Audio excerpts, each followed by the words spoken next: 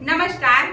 ધોરણ 6 સામાજિક વિજ્ઞાન એકમ 5 શાંતિની શોધમાં બુદ્ધ અને મહાવીર.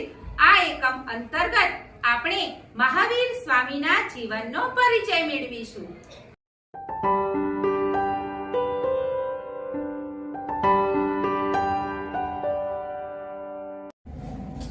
જૈન ધર્મમાં કુલ 24 તીર્થંકરો છે.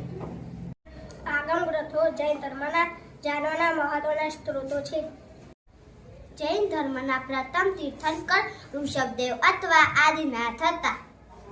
જૈન ધર્મના 23માં તીર્થંકર પાર્શ્વનાથ હતા. જૈન ધર્મના 24માં તીર્થંકર મહાવીર સ્વામી હતા. મહાવીર સ્વામીનો જન્મ વચ્ચી સંજ્ઞા એક ગણરાજ્ય કુડ ગામમાં જ્ઞાતુ ક્ષત્રિય વંશમાં થયો હતો. મહાવીર સ્વામીનું બાળપણનું નામ વર્ધમાન હતું. મહાવીર સ્વામીના પિતાનું નામ સિદ્ધાર્થ હતું. મહાવીર સ્વામીના માતાનું નામ ત્રિશલા દેવી હતું. તેમના મોટા ભાઈનું નામ નંદીવર્ધન હતું. મહાવીર સ્વામીના લગ્ન રાજકુમારી યશોદા સાથે થયા હતા. તેમની પુત્રીનું નામ પ્રિયદર્શિની હતું. 30 વર્ષની વયે સત્ય અને જ્ઞાનની શોધમાં મહાવીર સ્વામીએ ધ્રુવ ત્યાગ કર્યો. તેમને ભિક્ષુ જીવન ધારણ કરી 12 વર્ષ સુધી કઠોર તપસ્યા કરી. મહાવીર સ્વામીએ 5 વ્રતો આપ્યા હતા: સત્ય, અહિંસા, અસ્તેય, અપરિગ્રહ, બ્રહ્મચર્ય.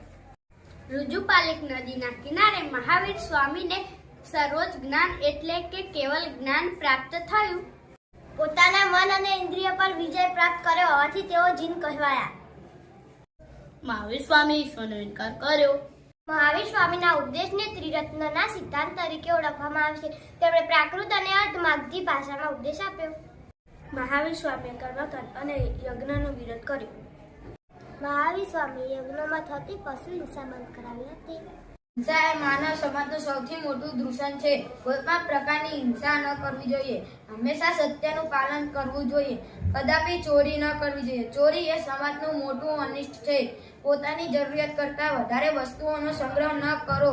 બ્રહ્મચર્યનું પાલન કરો. 72 વર્ષની વયે પાવાપુરમાં મહાવીર સ્વામી નિર્વાણ પામ્યા.